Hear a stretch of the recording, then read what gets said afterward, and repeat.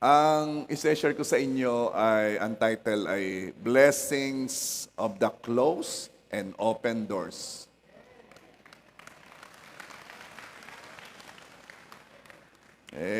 Nagturo noong midweek si Pastor Patrick, ako'y na-inspired eh. Okay? What are the doors of our lives? Ano bang mga pintuan ng buhay natin? Ito yung mga doors of opportunities for growth. Ito yung mga pintuan ng pabor na nagbibigay sa atin ng connections, nagbibigay sa atin ng mga deals, provisions, healing, restorations, and other blessings. At tayo nagpapasalamat sa Diyos sa mga open doors. For every opportunity for growth na dumating sa buhay natin. At nalulungkot naman tayo sa mga pintuang sarado. Yun bang parang walang nangyayari sa buhay natin? Para bang wala tayong naaabot na nararating, tayo ay nadidisappoint. Ayaw natin ng saradong pinto sa ating buhay. We don't want closed doors. Kaya naman nagsisipag tayo para maka-breakthrough. Iba't ibang ginagawa natin. We live by faith. We plant seed. Nagko-confess tayo ng faith-filled words. Hinihingi natin sa Diyos na mabuksan ang pintuang sarado. Tayo nananalangin. Tayo nagpa-fasting. Nagsisisi. Tayo ay nagwa-warfare. Nire-rebuke natin ang kaaway. And then, tayo nag-e-expect na may mababago. Nag-e-expect tayo na may mabubuksang pintuan. At pag walang nangyaring kakaiba sa buhay natin, nadi-disappointed tayo. At ang feel natin, pinagkaitan tayo. The question is this: what if it is God who intentionally closed the door for our sake? Paano kung Diyos mismo ang nagsara ng pinto para sa ating kabutihan? Ito po ang sabi ng Revelations 3 verse 7. Basahin ko sa inyo.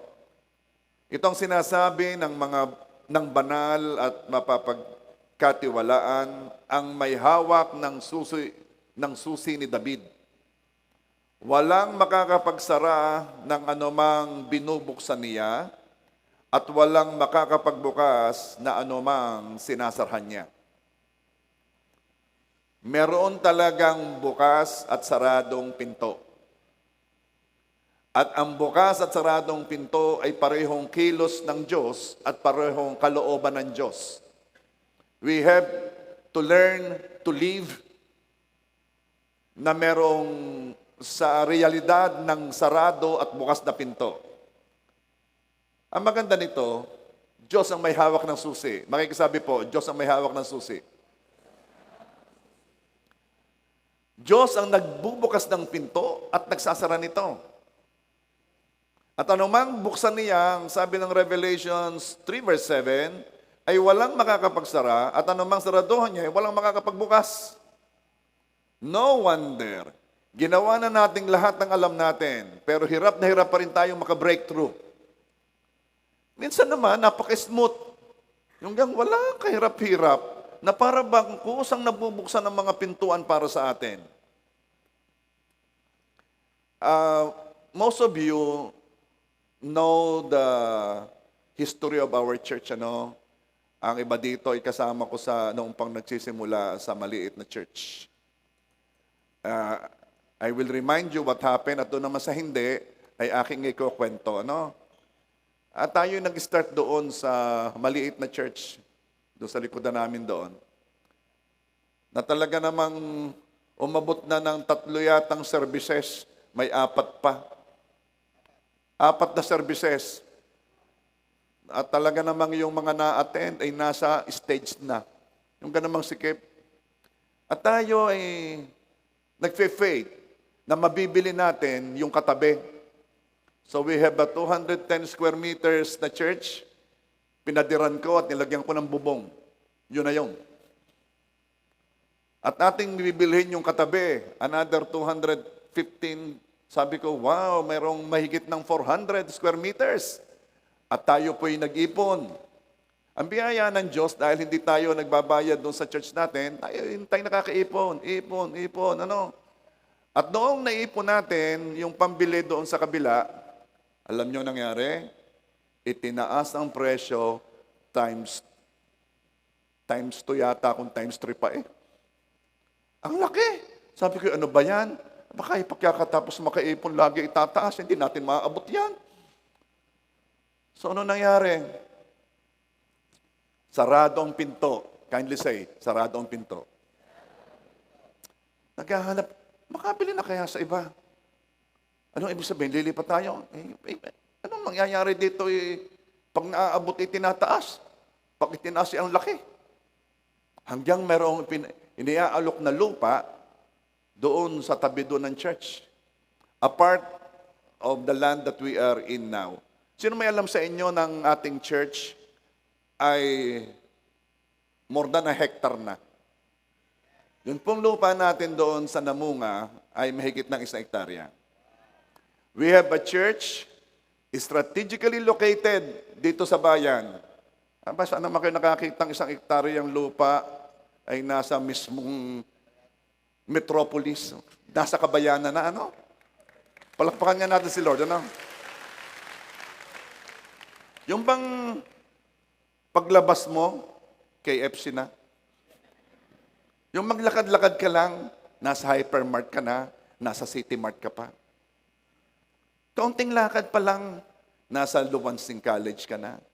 At kaunting lakad, Jollibee na. Kaunting lakad, nasa San Juan ka. At kung halimbawa babaguhin mo ang lakad mo, pupunta ka sa papuntang Kanluran, kaunting lakad, nasa Tanbil ka. Di ba? Kaunting lakad, nasa BSU ka. Kaunting lakad, magpahinga na.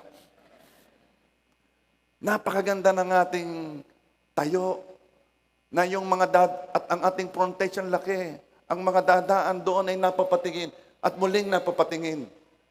Lalo na paggabi. Sa kaga naman nakakitang akasya may ilaw. Church na merong landscape. Tuwang-tuwa ang mga senior citizen ng Namunga, nagsusumba. Sabi ko, ano ha? I-check naman ninyo inyong kanta ha. Ano naman ang inyong kanta diyan ano? Tapos napakaganda ng lugar. Pero it did not start that way. Yun po ay nangyari dahil sa pintuang sara at pintuang bukas. Kukwento ko. Itutuloy ko ang kwento. Hindi natin mabili. Sarado. May binebenta doon sa katabi. 1,500 square meters. Bilhin na natin. Mas mura pa, mas malaki, mas mura pa. Paano natin bibilhin nasa kalagitnaan wala namang right of way? Alam ninyo, yung mga nagbebenta, huwag kayong maniniwala agad ha. Lahat ng nagbebenta, sasabihin sa inyo, may daan, makakabili ng daan. Huwag kayong maniniwala ha. Siguraduhin muna ninyo. Dahil siyempre gagawin ng mga yan ang lahat para maibenta sa inyo. Ako naman, sige, bilhin na. At nabili po natin yung 1,500 square meters. Mas mura pa. Okay? Heto. Yun daw katabi, another 1,500 square meters ay ibebenta rin. Ipon uli, ipon. Sige, ipon. Almost pareho yata ng presyo. Sige, bilhin na rin. Wow, may 3,000 square meters na.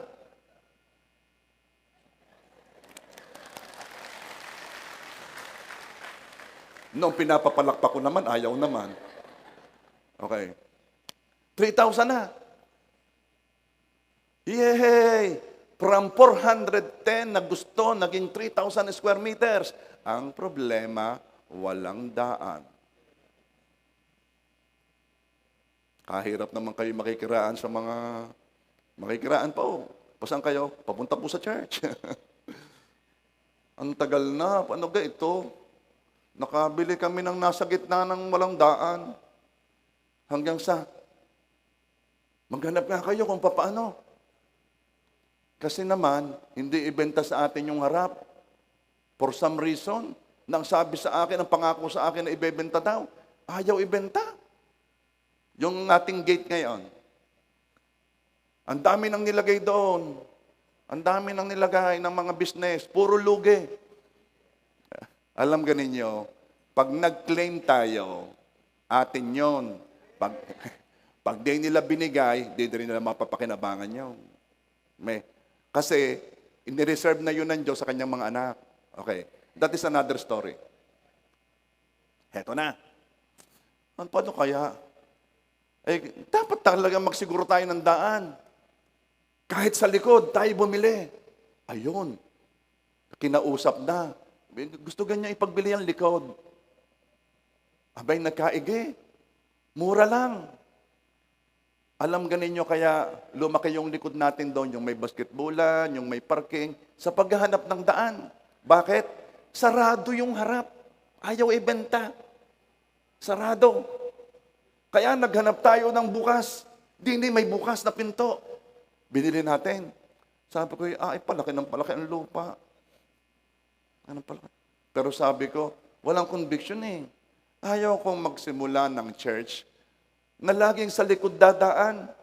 Saka ka naman nakita ng church na bago ka makapasok dadaan ka din dito. Yung gaya kimal nilikod, ang church talagang nasa harap. Nakabili na. Di pa rin ako sabi ko, Lord, kapag ka nabuksan ang harap, saka lang magpapagawa ng church, sarado. Ipon. Nag-ipon na naman tayo. Ipon. Sabihin mo sa katabi mo, ipon. Tanungin mo ang katabi mo, ikaw may ipon. Ano sabi? Naubos sa kata-travel. Anong naipon mo? Memories. Ayos na rin yan. Oh, ayos na rin yan. Mag-ipon kayo ng memories. Saan kang bangko nakakapag-deposit noon? Heto na. Saradong pinto. Kaya pala sarado ang pinto, pinag-iipon. At heto na. Sabi ko Puroy, narito ka Puroy. Favorite ko yan si Puroy pagka wala. Si Loibs, narito si Loibs. Iyon, sabi ko Puroy, kausapin mo naman yung Yan si Puroy, yan yung napakahusay na realtor. Baka naman ibebenta na. Ba't ga ito? Ayaw ibenta sa iba. Pag kay Puroy, binenta. Sabi ni Puroy, abay si Puroy nagsinungaling. Ay, bibili ng kapatid ko. Ay, binigay. Abay, nung binigay, ipunta na sa akin, Pastor, dali. Akin ang pandown, dali. Bakit kayo nagmamadali? Baka magbagong isip. Yon. Nabuksan ang pintuan. Bukas na ang pintuan. Meron na tayong right of way. At eto na, nagsimula na ang gawaan. Sabi ko, padiran! Aba, nung pinadiran lahat, muntik nang maubos ang ipon. Gayong pala yun. Pero, what is my point here? Hindi ko po inisip na magkakaroon tayo ng 1 hektaryang lupa na napakaganda ng tayo sa Rosario. Hindi ko inisip. Diyos po ang nag-isip noon,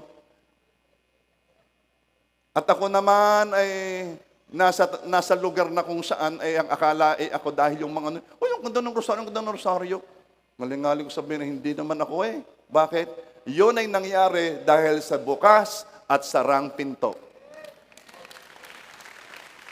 Kaya kung merong sarang pinto sa buhay mo, huwag kang madidisappoint, huwag kang mapoprostrate. Ang saradong pinto, kapareho ng bukas na pinto, ay parehong pagpapala. Kapag yan ay sarado pa, ang ibig sabihin ay pinapaganda pa. Okay, are you there?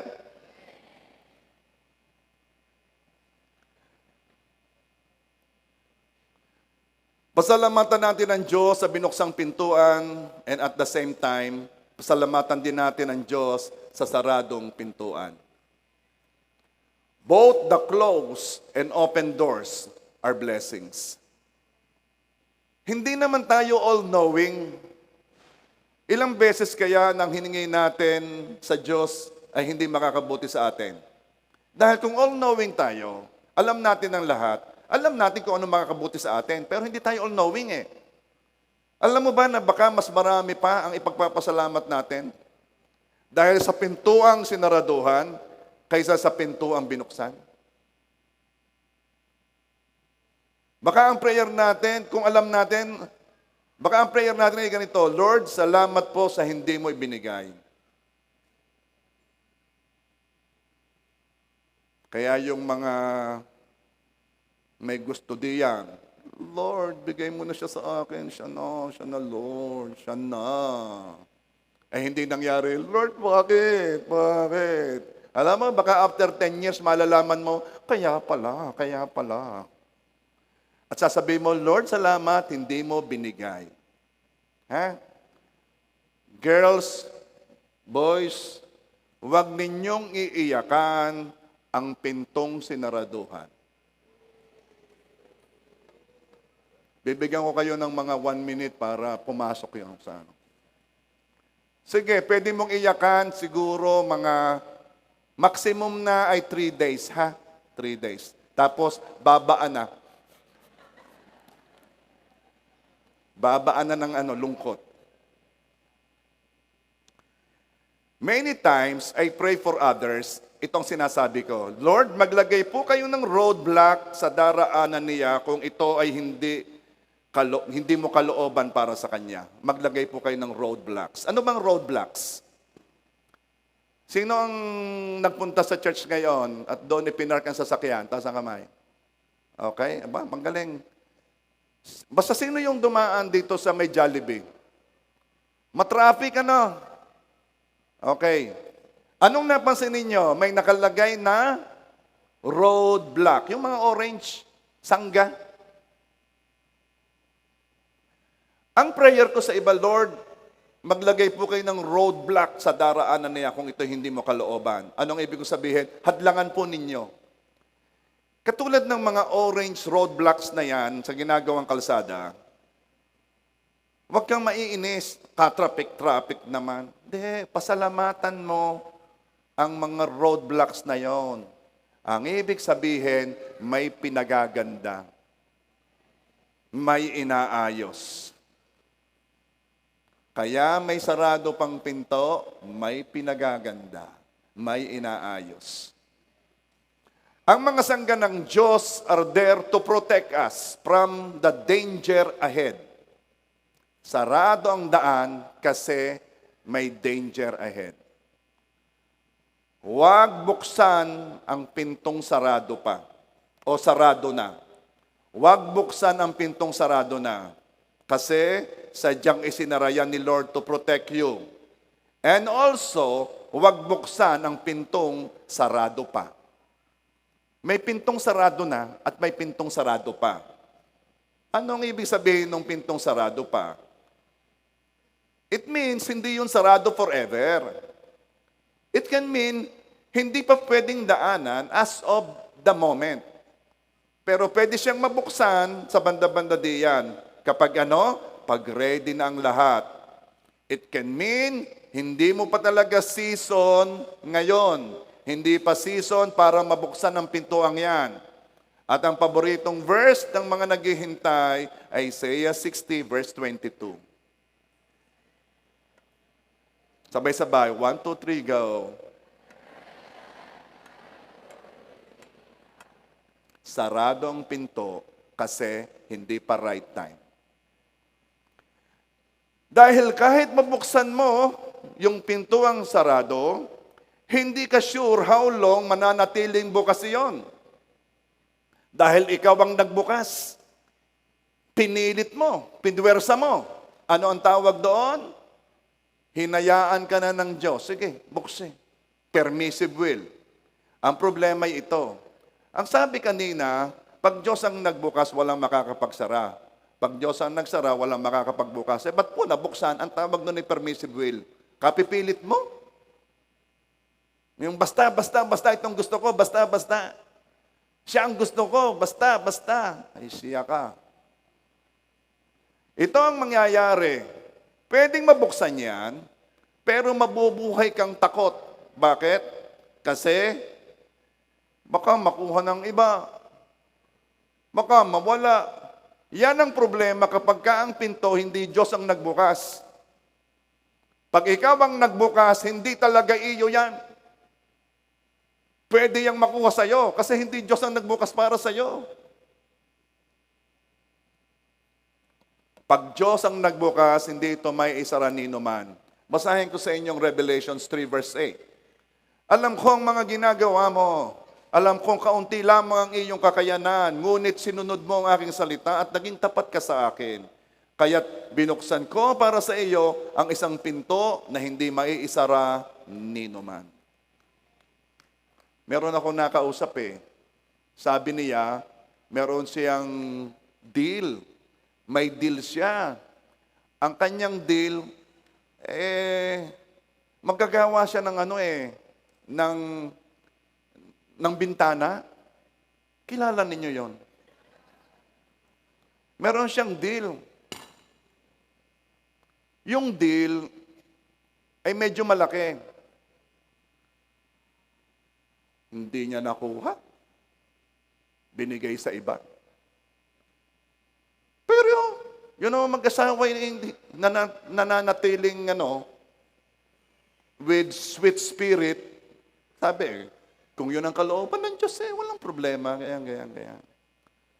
After 3 weeks na may award sa iba, may tumawag sa kanya. Ibinigay uli sa kanya, ay nai-award na sa iba. For some reason, hindi na niya inalam. At yung malaking deal na yon ay nasa kanya na uli ngayon. Kung kilala ninyo siya, sabihin ninyo, magpahalo-halo ka naman. Kasi, pag Diyos ang nagbukas ng pinto, walang makakapagsara. Pag ikaw ang nagbukas ng pinto ay hindi pa naman panahon o hindi talaga dapat buksan, siya ka. Laging may makangagaw niyan kasi hindi yan iyo. Kaya relax ka lang. Hayaan mo Diyos ang magbukas ng pinto. Are you there?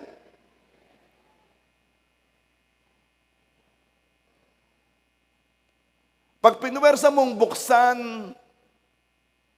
ang pinto ang nakalak, pwedeng hayaan ka ng Diyos at permissive will ang matanggap mo. Pag nangyari yon, masasaktan ka. Lord, I pray, pag-abroadin mo ng asawa ko, pag-abroadin mo ng asawa ko. Para naman, Lord, kami makabili din ng malaking TV. Katulad ng kapitbahay ko, may malaking TV.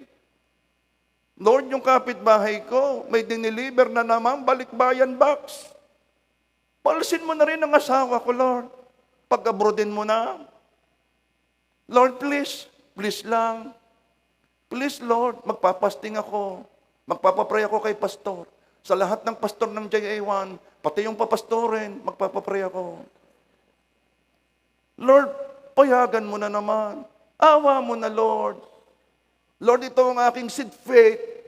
Ang kulit, Kaya minsan talaga ang prayer ko, Lord, bigyan mo ng roadblock ito. Yung gang malaman niya kung kalooban o hindi. So, permissive will. Pinayagan na ni Lord siya, sige, sulong. Layas. Paalis ang asawa. Naka-6 na buwan. Hindi na tumatawag si asawa. Nasaan ang asawa ko? 7 buwan hindi tumatawag. 8 buwan hindi makausap. Lord, pabalkin mo na ang asawa ko, Lord. Pabalkin mo na. Kahit walang TV, kahit walang balikbayan box, kami po ay kahit talagang magtiis sa asin na nakabudbud sa lechon. Ano ang ibig ko sabihin?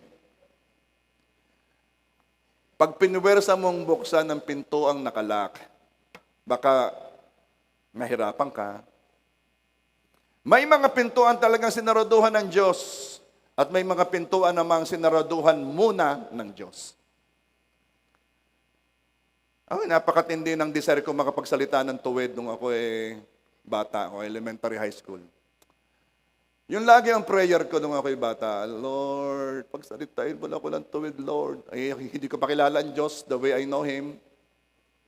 Ako'y mananalmin nung bata, Lord, payak-iyak pa ko, Lord. Tuwidin mo ang dila ko, Lord. Nag-i-stammer ako.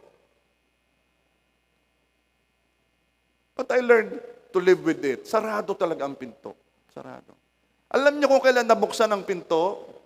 Kung kailan ako pinagsalita ng Diyos ng tuwid? Nung ako'y nagpagamit na kay Lord. Nung ako'y naghahayag na ng word. Napag-isip-isip ko, paano nung kung high school ako, ay nabuksan na ang pintuan?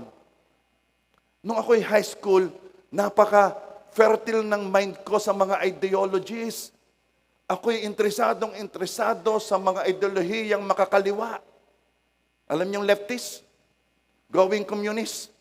Siguro kung ako'y nakakapagsalita na doon, ako'y nasa entablado. Makibaka! Kasi, nakakapagsalita na, pagka meron akong idea, ano ko yun. Salamat. At nung nabuksan ng pintuan, ang mensaheng alam ko ay ang mensahe ng kaligtasan. May mga pintuang sara, pero may mga pintuang sara muna. Hindi pa panahon. God uses closed doors to open bigger and better ones for us down the road. Uulitin ko huwag iiyakan ang pintuang nagsara. Sinasara ng Diyos ang pinto na hindi para sa iyo, at siya rin naman ang nagbubukas ng pinto na para sa iyo. Cool ka lang. Huwag mabalisa. Hindi bagay sa anak ng Diyos ang nababalisa. Kapag may pintong nabuksan para sa iyo, iyo yon. Kaya hindi pa nabubuksan, hindi pa ready. Psalms 127 verse 2. Napakaganda ng verse na to, kaya lamang minsan ay iba yung pagkakatranslate. Basahin ko sa inyo sa Contemporary English Version. It is useless to get up early and stay up late in order to earn a living. God takes care of His own even while they sleep. Sa ibang version, yung malimit sabihin, God gives sleep to His beloved. Nagbibigay ng pagtulog sa kanyang mga minamahal. Sino may alam dito na ang pagtulog ay biyaya? Yes. Kaya pag kayo'y tulog, kayo ay may biyaya. Ano? At pag kayo natulog sa church, umanda kayo. Pero dito sa CEV version, dito sa Contemporary English Version, ang sinabi, God takes care of His own. Gusto ko yon. Sa Tagalog, sagot ni Lord ang kanya. Sagot ni Lord ang kanya. Kulang kayo, sagot kayo ni Lord. Kasi nakaka-relate ako dito Noong mga bata-bata kami, kapag ikaw ay nagpunta sa isang lugar, parang namimiesta, mga dayo ka doon. Ay ang kulit-kulit ng kasama mo, nakukursunadahan na. Gusto ng banata ng mga tao doon, ang kulit. Alam mo, hindi nila magalaw. Bakit? Sabi nung host, imbitado ko itong mga to. Pag ginalaw ninyo, nagot kayo sa akin. Sagot ko sila. Anong ibig ko sabihin? Nagkakamali-mali tayo. Sana yung mga mali ang ating mga banat, saltik, ang ating mga Pero bakit hindi nyo napapansin? Wala naman nangyayaring consequences na matindi. Alam niyo kung bakit? Kasi sabi ni Lord, marunong akong mag-alaga sa akin. God takes care of His own. So, kaya sabi ko sa inyo, kahit may mga saradong pinto, cool ka lang. Dahil habang sarado yung pintong yan, sagot ka pa rin ni Lord. Bakit ba natin pinipilit buksan ang saradong pinto? Why? Kasi gustong-gusto natin. Pag masyadong gustong anuman, as in burning desire, Hindi mo na mapakinig ang leading at ang guidance ni Lord. Kahit may leading na si Lord, hindi mo makita kasi ang isip mo ay nakahapay or bias sa iyong gustong gusto. Mapanganib ang pagkakaroon ng strong desires. Mapanganib. Maapektuhan nito ang iyong decision making. Nagiging bias ang decisions mo. Ini-interpret mo lahat ang nangyayari as a sign na gusto ni Lord matanggap ang iyong hinihingi, gayong hindi naman. Bakit? Kasi gustong-gusto mo. Halimbawa, gustong-gusto mong maglomi. Ikaw ay naglalakad. Nakakita ka ng word na pansit. Kita mo? Malapit sa lomi yon. Sign yon. And then, naglalakad ka. May nakita kang puno ng kalamansi. Kita mo na? Yun yan, no? Nagtutugma na. Ang kalamansi ay kasama sa lomi. Yan. At mamaya, may nakita ka ng binubuksang restaurant. Kita mo, another sign yan. Talagang ang lomi ay kalooban ng Diyos sa akin. Tingnan mo, ang lalayo ng mga sign, itinama mo sa gusto mo. Yan ang problema kapag meron kang bagay na gustong-gusto. Apektado ang decision making mo. Kaya naman, huwag sobrang gusto sa anuman kasi hindi na maririnig ang sinasabi ni Lord o ang leading ni Lord kung masyadong malakas ang ingay sa puso mo ng gustong-gusto mo. Ito ang reason kaya maraming na-scam. Inaakit sa malaki at madaling pagkita at noong itong taong ito ay naakit na't laway na, pati common sense ay sinurrender na niya. Sa dami pa rin na-scam sa mga ginto-ginto. Hanggang ngayon, sabi napakatagal na niyan hanggang ngayon bagay may naniniwala pa diyan. Wala na po ang Marcos Gold. Wala na rin ang Yamashita Gold. Ang natitira na lamang po ay gold sa Luwilier at Cebuana. Yung mga sinanla. Baka may pumunta sa inyo at ang mga sasabihin ay hinuhukay na, makikita na. May nag-aalaga lamang. Mga ganyan. Hindi ko malimutan yung sabi magaling na lahat nagtanong. Tumawag sa akin, Pastor, ano daw po kita na daw po Ay ano ngayon? Ay kailangan po ng van. Ay ano ngayon? Doon daw po isasakay sa van. Tapos, ay kailangan po ng pang-renta sa van. Ay magkano hinihingi sa iyo? 5,000 po noon yon. Sabi ko, Ineng, hindi mo ganaiisip. Napuputo lamang ng kaunti doon sa gintong kita na at dalhin sa sanlaan, ay di kayo meron na silang pangrenta. Abay, oo nga. Alam ang problema kapag gustong-gusto, nawawala ang common sense. Ay di napigilan, pero bago ko napigilan, yun ay nakapagbigay na. Kaya iingatan ninyo yung gustong-gusto. Huwag kayong ganyon. Huwag yung gustong-gusto. Gusto lang, pwede. Gustong-gusto ko talaga ng mga matatabang, masisebong bulalo. Yung pag talagang lumamig, ay sa ibabaw ay titigas sa dami ng taba. Yun ang gusto ko. Gustong-gusto ko. Siya ka. Mahirap ka ng pigilan. Kahit sabihin sa iyo, ingatan ang arteries ng papunta sa puso. Ingatan. Mahirap ka ng pigilan. Bakit? Kasi gustong-gusto.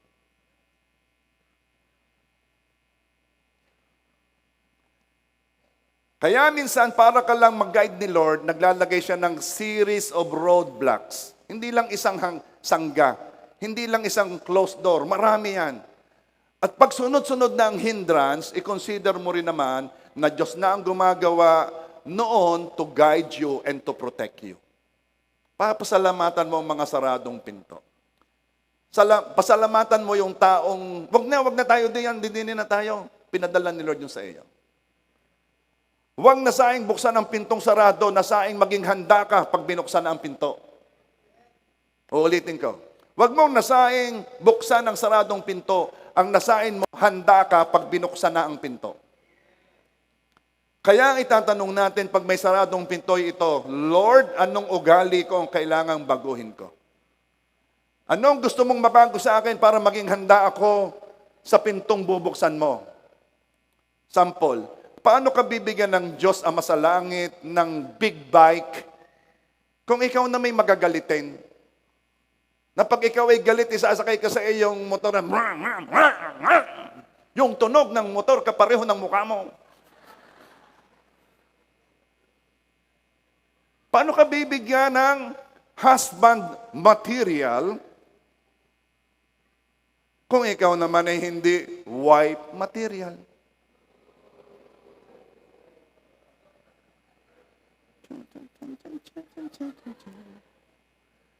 Paano ka pagkakatiwalaan sa malaki kung sa maliit na hindi ka naman mapagkatiwalaan? Napakaraming pagpapala na kung tinanggap mo kaagad will ruin you with the ugali that you have. Marami. Huwag masyadong pakagustuhin ang hinihingi mo. Ang gustuhin mo muna ay ang hinihingi ni Lord sa iyo. Lord, ano bang hinihingi mo sa akin? Ano mang uri ng pinto, hindi mo kailangan maging malakas para mabuksan ang saradong pintuan sa buhay mo. Susi lang ang kailangan. Again, kindly say, susi lang ang kailangan. At ang may hawak ng susi ay ang Diyos. At dahil hindi naman tayo may hawak ng susi, malakas man tayo o hindi, may koneksyon o wala, may kakayanan o wala, is irrelevant. Ha? Oo. Kadikit mo man si ganyan o hindi, nakagraduate ka man o hindi, is irrelevant. Dahil hindi naman ikaw may hawak ng susi. Ang Diyos ang may hawak ng susi.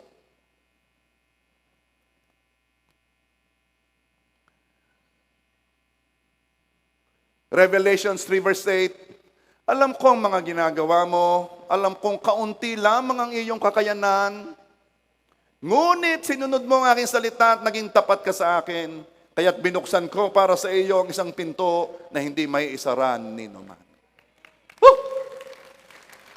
Bago ako magpatuloy, gusto ko nang mag-declare.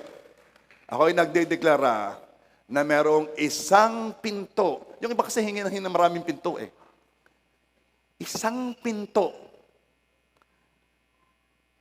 na napapasok ang matinding breakthrough. Ako'y nagdedeklara ng isang pinto na binuksan para sa iyo na walang makakapagsara sino man dahil yon ay iyong pinto. Kanino yon? Kanino yon? Ano mang sobrang gusto ay pwedeng dalhin ka sa self-destruction. James 4 verse 1 to 3. Saan nanggagaling ang inyong mga alitan at pag-aaway? Hindi ba't nagmumula iyan sa mga pagnanasang naglalaban-laban sa inyong kalooban? Meron kayong ninanasa ngunit hindi inyo makamtan. Kaya't pumapatay kayo. Mapasa inyo lamang iyon. Sobra, no? Ang tindi nito, no? May mga ninanasa ngunit hindi makamtan. Kaya't pumapatay kayo. Pastor, hindi ako pumapatay, pero pumapatay ka ng reputasyon. Sinisiraan mo yung tao kasi gusto mong mapasa iyo yung ninanasa mo. May mga bagay na gustong-gusto ninyo, ngunit hindi ninyo maangkin. Kaya't kayo'y nagkakagalit at naglalaban-laban. Alam mo, napakadaming bagay na pinagkagalitan, pinag-awayan, na is not worth fighting for. Meron kasi mga taong talagang ilalaban na sa bataan ang kaunting bagay. Lahat naman yan ay walang dating sa eternity. Walang dating sa walang hanggan. Pero dahil sobrang gustong-gusto, kaya nagkakagalit at naglalaban-laban. Hindi ninyo nakakamtan ang inyong ninanais dahil hindi kayo humihingi sa Diyos. Ang akala nila silang may hawak na susi. Kaya sila nag-aaway-away at naglalaban-laban. Ang akala nila ay makukuha nila yung kanya at makukuha niya yung... No, hindi kayo may hawak ng susi, ba't kayo nag-aaway-away? Kayo'y wala kasi hindi kayo humihingi sa may hawak na susi. Doon mo kunin, doon mo hingin. At kahit pa ilan niyang humadlang sa iyo, hindi nila magagawa yon dahil pag siyang nagbukas ng pinto, walang sino man ang pwedeng magsarado nito. Again, uulitin ko. Isang bukas na pintuan na binuksan ng Diyos sa iyo na walang sino mang pwedeng makakapagsara. Kanino yon? James 4 verse 3. At humingi man kayo, wala rin kayong natatanggap dahil hindi tama ang inyong layunin. Humihingi kayo upang mapagbigyan ng inyong kalayawan. Kapag may anumang gustong sobra, madali kang matukso. Pag sobrang gusto sa pera, values can easily change. Pag sobrang gusto sa kapangyarihan, commandments can easily be forgotten. Pag sobrang gusto sa passion, principles can easily be given up. Okay, pag kayo magtatanim, i-declare ninyo yung bukas na pintuan, ha? Okay.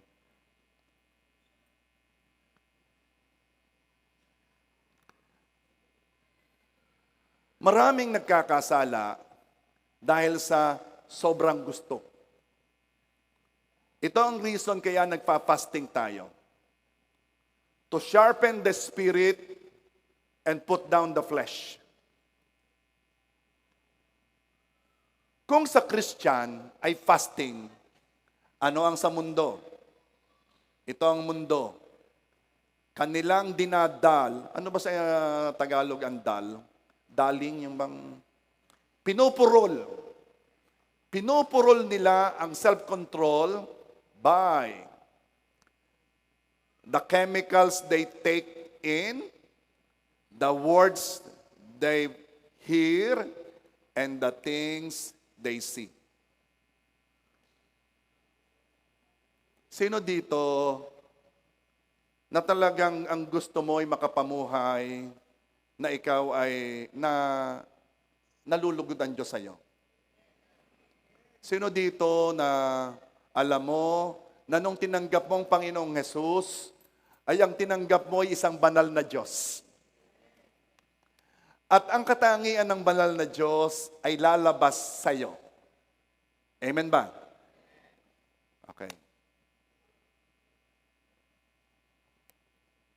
May mga pintong sinaraduhan na ang Diyos na pilit mo pa rin binubuksan.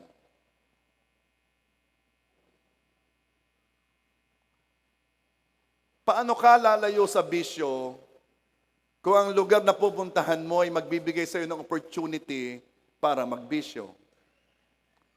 Kung ang place ay stronghold na ng bisyo, bakit ka pupunta pa doon? Christians, I'm talking to people, to Christians who have decided really to follow God. Alam ko na magkakaiba ang ating journey. Alam ko na magkakaiba ang ating lakad. May mabilis, may dahan-dahan. Pero itong sigurado ko, hanggat ikaw ay nakikinig na salita ng Diyos, makapangyarihan ng salita ng Diyos, pumapasok yan sa espiritu mo at bubunga yan. Makapangyarihan ng salita, hindi mo alam, akala mo yung salita lamang, pero hindi mo alam, ito ay pinakakain ng espiritu mo at ang espiritu mo ay nagiging malusog. Siyempre, hindi mo kita yon. Wala tayong x-ray na makikita ang spirit. Pero ang espiritong kumakain ng salita, lumulusog yan. Magkakaiba ang ating journey. Pero dadating ka sa punto sa sasabihin mo, Lord, gusto ko nang maging totoo sa'yo. I want to give my life to you. I want to surrender my life. Kung hindi pa dumarating yon, darating yon. Maaaring ngayon, maaaring sa isang linggo, maaaring sa isang taon, maaaring after 5 years. O I pray dumating na agad. Pero itong sigurado ko, dadating ang puntong yon na sasabihin mo kay Lord, Lord, sukong-suko ako. I want to follow you. Sabi ng 1 Corinthians 10 verse 12, so if you think you're standing firm, be careful that you don't fall. This is the question, why will you hang out? Why will you hang out with your sin buddies kung ang purpose mo naman ay hindi para ma-win sila? Why? Iba na kayo. Iba na ang desire mo sa desire nila. Ikaw ay Kristiyano na. Tinanggap mong Panginoong Hesus sa puso mo. Iba na ikaw. Paano ka makakalaya sa pornography kung magpapatingin-tingin ka pa rin ng pakonti-konti? Paano ka lalaya sa excitement ng sugal? And I'm telling you, napakatindi ng excitement sa sugal. Kung ito pa rin ang topics ng kwentuhan mo. Paano ka makakaiwas sa wrong relationship if you are still entertaining his or her chat? Paano ka lalaya sa gossip kung willing kang makinig?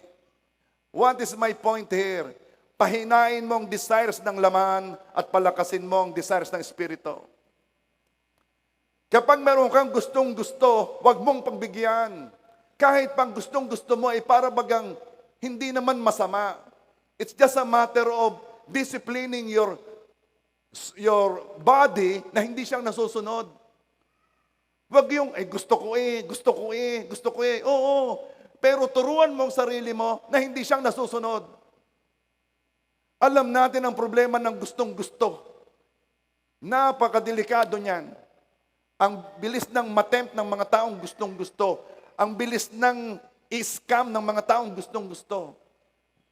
Dahil, pag saradong pinto, kaya mo yan binubuksan dahil niya sa gustong-gusto. Ayaw ni Lord na may anumang gugustuhin ka na higit pa sa pagnanasa mo sa Kanya. Hindi lang sa siyang karapat-dapat unahin, kundi it is also for our protection. Psalms 106 verse 13 to 15. Ngunit muli nila kinalimutan ang kanyang mga ginawa at hindi na nila hinintay ang kanyang mga payo. Verse 14. Doon sa ilang, sinubok nila ang Diyos dahil sa labis nilang pananabik sa pagkain. Verse 15. Kaya't ibinigay niya sa kanila ang kanilang hinihiling, ngunit binigyan din sila ng karamdaman na nagpahina sa kanila. Huwag masyadong gustong-gusto. Kahit pa magandang hinihingi mo, pwede pa rin maging wrong motives yan. I-surrender mo sa kamay ng Diyos ang iyong desires. Hindi naman sa inaalis yan. Meron talaga tayong mga inherent natural desire. Hindi inaalis yan. Pero yan ay nilalagay sa altar, nilalagay yan sa kamay ng Diyos para hindi tayo ma-lead ng mga desires. At sabihin mo kay Lord, Lord, gusto ko ito. Pero kung hindi ito kasama sa magandang plano mo sa akin, handa akong i-give up ito.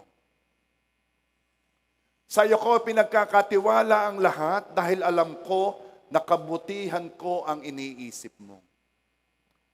Kailangan ang dating mo kay Lord ay ready kang i-give up kung ano man ang gusto mo. Huwag kang lalapit kay Lord na parang, Lord, basta, yun ang gusto ko, basta. No. Ang paglapit mo kay Lord, Lord, ito ang gusto ko. Yes, ito ang gusto ko. Pero kung hindi ito kasama sa magandang plano mo, I don't want to have anything with that thing. Ayaw ko, asin mo yan sa akin. Handa akong i-give up yan. Bakit? Kasi nagtitiwala ako sa iyo. Alam ko na ang iniisip mo ay para sa kabutihan ko. Magtiwala. Isaiah 49 verse 23. Hindi mapapahiya ang sino mang magtiwala sa akin.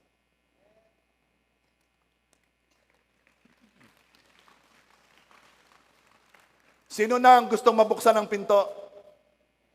Okay, merong kondisyon si God bago mabuksan ang pinto. Hindi naman ibig sabihin pagsara nga, isara na eh. Pwede namang buksan eh, kung talagang will ni Lord. Revelation 3 verse 8. Alam ko ang mga ginagawa mo, alam kong kaunti lamang ang iyong kakayanan, ngunit sinunod mo ang aking salita at naging tapat ka sa akin. Kindly say, sinunod mo ang aking salita at naging tapat ka sa akin.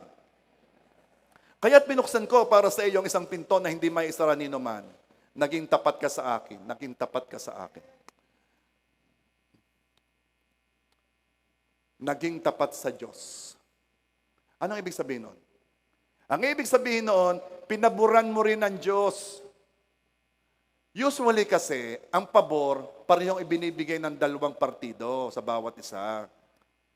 Pag pinaboran ng isa yung isa, pinapaboran din ng isa yung isa. Favor goes both ways. Sila'y nagiging tapat sa bawat isa. Yes, ang Diyos ay tapat. Ang tanong, ikaw ba'y tapat sa Kanya? Pag ang Diyos ay tapat sa iyo, ang iniisip ng Diyos ay ang kabutihan mo. Pag tapat ka sa Diyos, iniisip mo bang kabutihan niya? Yun ang ibig sabihin ng tapat sa Diyos. Ano ibig sabihin mo, Pastor?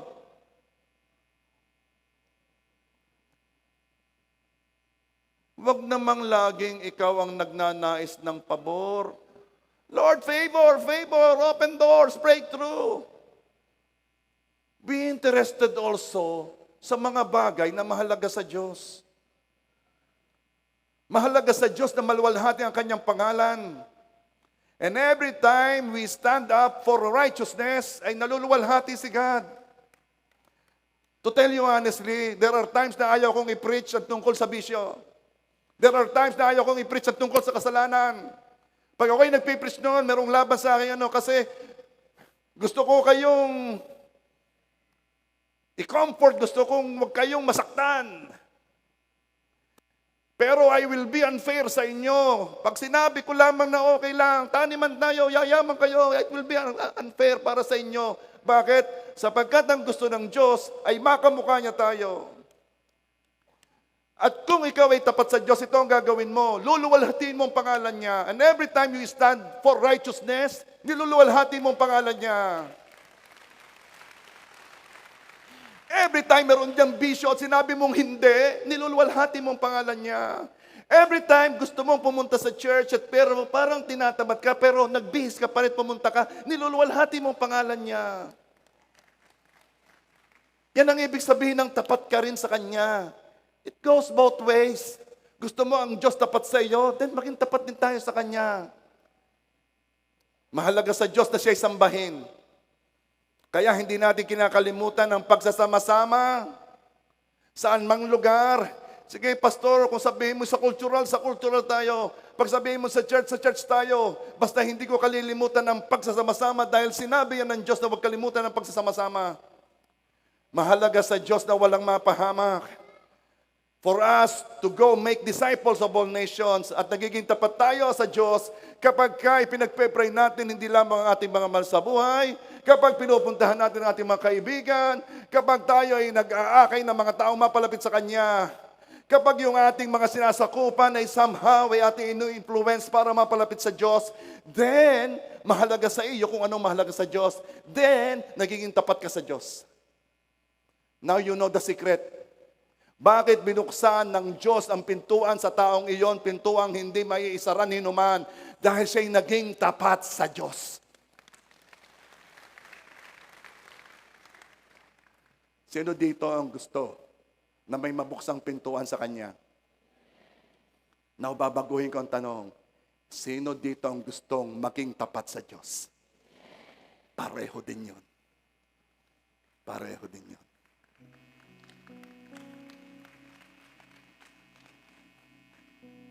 Anong nangyayari kapag ang Diyos ay nagbukas ng pinto? Revelation 3 verse 9, tingnan mo, palalapitin ko sa iyo at paluluhurin ang mga kampo ni Satanas na nagpapanggap ng mga Hudyo, ngunit hindi naman. At sa halip ay nagsisinungaling. Malalaman nilang minamahal kita. Ito ang mangyayari sa mga taong binuksan ng Diyos ang mga saradong pintuan. Yung mga taong nagkukunwari nakakampi mo, pero hindi naman. Ang mga taong naiinggit sa iyo at nagnanais na ikaw ay mabigot, mapahamak, marirealize nila na ang Diyos ay kakampi mo, na ang Diyos na tapat ay tapat sa iyo, na ang pabor ng Diyos ay nasa iyo. Lalapit sila sa iyo at sasabihin, suko na ako. Ayaw ko nang ikaw ay kaaway. Gusto kong ikaw ay kaibigan. Suko na ako. Bakit? Sapagkat nakita nila. Yes. Maaaring nakita nila ang kahinaan mo at sinasabing, kaya ko to. pero nakita rin nila ang kalakasan ng Diyos sa buhay mo. Makikita rin nila ang kapangyarihan ng Diyos sa buhay mo at malalaman ng lahat na mahal ka ng Diyos.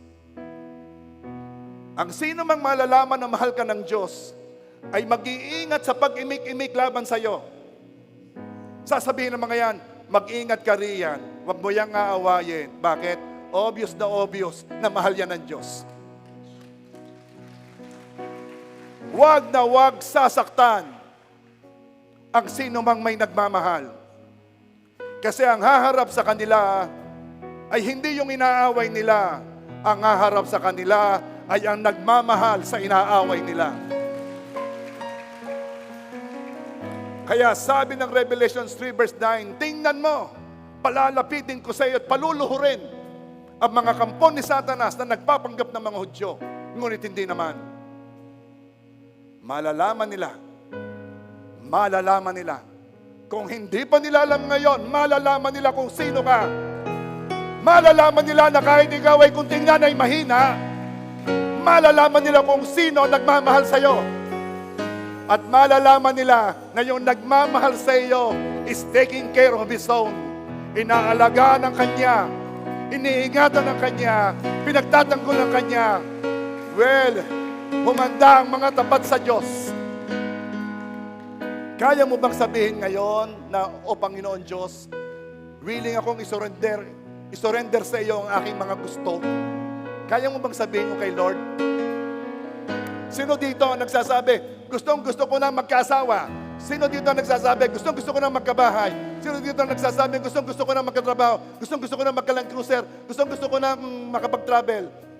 Huwag kang magtatas ng kamay. Tinatanong ko lang, kung ano man yung gustong-gusto mo, ito sasabihin ko sa iyo, isuko mo yan kay Lord. Sabihin mo, Lord, gusto ko to. Pero kung hindi ito parte ng iyong magandang plano sa buhay ko, alsin mo ito sa buhay ko. Kaya mo yon? Kaya mong isuko, isurrender ang gustong-gusto mo? Yung kayang isuko yan, tayo. Meron tayong gagawin. Mabigat to ha. Isipin mo yung gustong-gusto mo. Dahil yung gustong-gustong yan, yan ang nagiging motibo mo, kaya mo binubuksan kahit saradong pinto. Alam mo na ba yon? Sige. Close your eyes, bow down your heads. Sabihin mo sa Panginoon, Panginoon, gustong-gusto ko po nito. Sabihin mo kung ano yon. Sige. Sabihin mo kay Lord.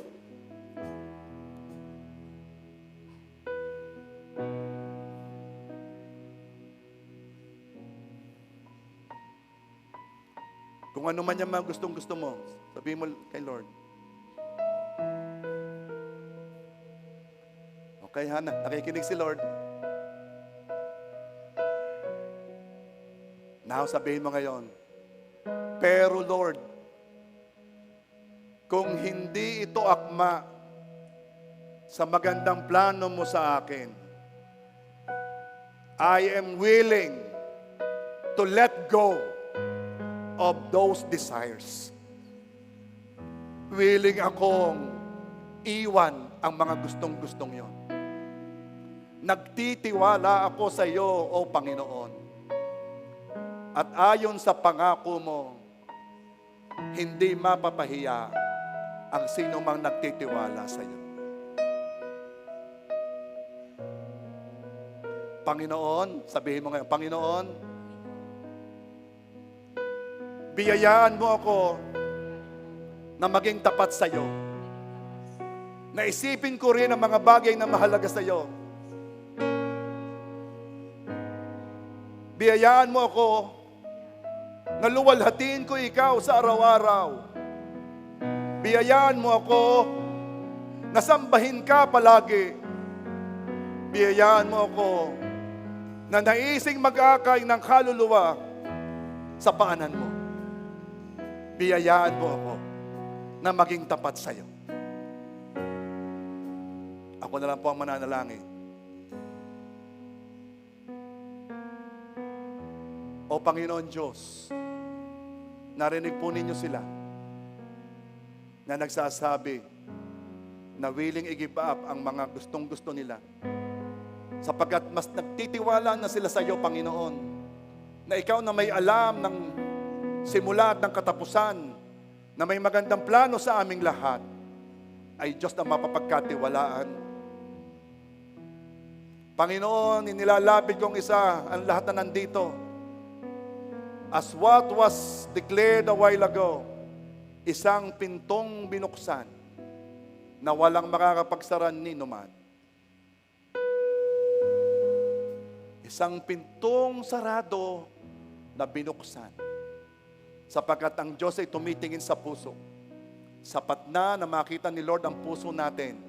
At ngayon nagdedeklara ako, ang saradong pinto ay bukas na. In Jesus' name. Ang saradong pinto ay bukas na. Kanino yon?